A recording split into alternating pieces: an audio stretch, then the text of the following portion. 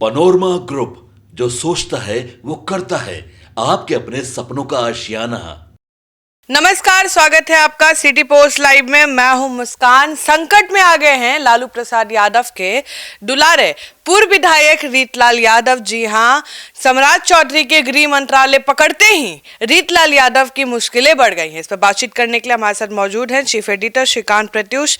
Sir, Samrat Chaudhary के गृह मंत्रालय लेते ही रीतलाल यादव की मुश्किलें क्यों बढ़ गई हैं? देखिए, रीतलाल यादव दानापुर के पूर्व विधायक हैं और लालू यादव के बेहद खास हैं। पूरे चुनाव में कहीं लालू जी नहीं गए, लेकिन उनके लिए रोड शो किया। जी। तो अब सम्राट चौधरी के गृह मंत्री बनने के बाद अपराधियों पर लगाम कसने की तैयारी तेज हो गई है और ऐसे में रीतलाल यादव का संकट बढ़ गया है। सम्राट चौधरी के निर्देश पर पटना पुलिस ने ईडी को अपनी जांच रिपोर्ट सौंप दिया है और उस जांच रिपोर्ट में दावा किया गया है कि रीतलाल यादव अपने इलाके में संगठित आपराधिक गिरोह चलाते हैं और उन्होंने करोड़ों रुपए की संपत्ति अर्जित की है।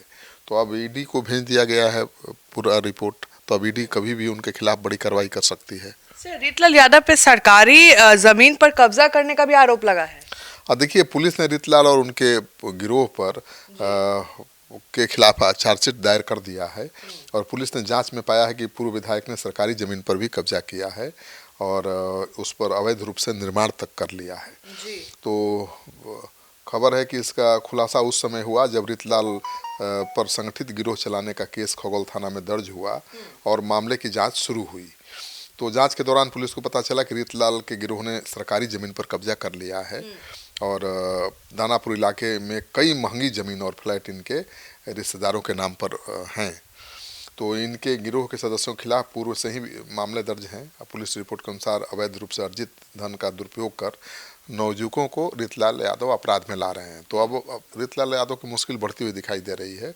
उनके खिलाफ पुलिस एक्शन तो तेज हो गया ही है, अब ईडी का एक्शन भी तेज हो जाएगा, तो उनकी संपत्ति भी जब्त हो सकती है। सर, रीतलाल का सिंडिकेट दानापुर में जमीन कब्जा, रंगदारी वसूली का काम करता है।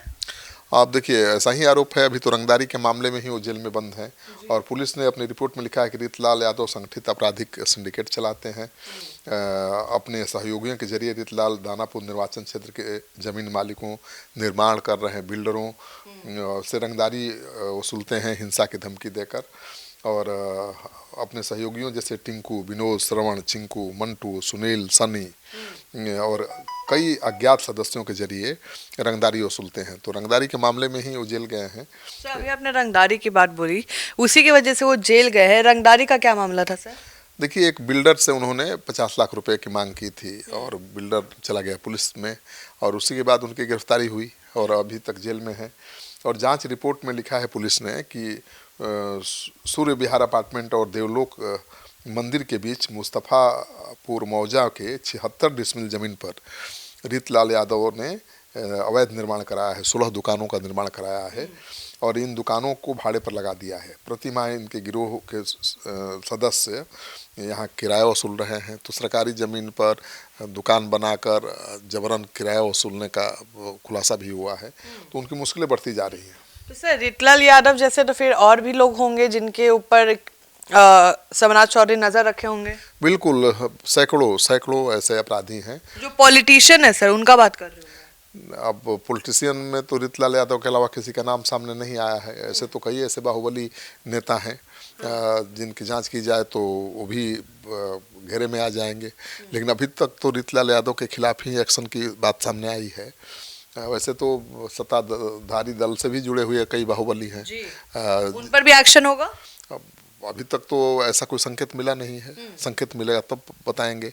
अभी तो रीतलाल यादव के खिलाफ ही पुलिस ने रिपोर्ट अपनी सबमिट कर दी है और ईडी भी कार्रवाई करने के मूड में है। तो मान कर चलिए कि लालू यादव के सबसे करीबी पूर्व विधायक रीतलाल यादव की मुश्किलें बढ़ने वाली हैं, उनके परिवार की मुश्किल बढ़ने वाली है और पुलिस तो पहले से ही उनके पीछे पड़ी थी। वो जेल में थे यहाँ बेऊर में, तो उनको हटा करके भागलपुर शिफ्ट किया गया ताकि जेल से अपने गैंग को ऑपरेट ना कर सकें। तो ऐसे सेल में रखे गए हैं जहाँ उनसे कोई मिल भी नहीं सकता है। उनके रिश्तेदारों को या उनसे मिलने वाले किसी भी व्यक्ति को पूरी जानकारी देनी पड़ेगी। तो कोई डर से मिलने ही नहीं जा रहा है कि कौन जाए भाई आफत मोले, क्योंकि सुने सर पहले न्यूज आ रहा था कि जो मिलने जाता था उस पे भी केस खोज ले जाता था कि इस पे केस भी है। हाँ, मिलने जाने से भी संकोच करता था। मिलने जाने से लोग डर रहे हैं, क्योंकि जो जा रहे हैं मिलने उन पर पुलिस की निगरानी है, नज़र है, और उनकी भी जांच शुरू हो जा रही है। तो कौन जाएगा आफत मोलने।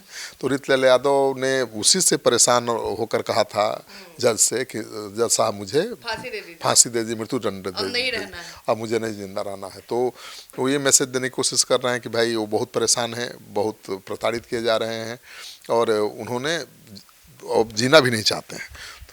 तो आप सुन रहे थे पूरे डिबेट को, और आप क्या सोचते हैं क्या होगा अब आगे, क्योंकि रीतलाल यादव तो ऑलरेडी जेल में है, अब उनके परिवार की मुश्किलें भी बढ़ने वाली है। आप जो सोचते हैं हमें कमेंट सेक्शन में जरूर बताएं।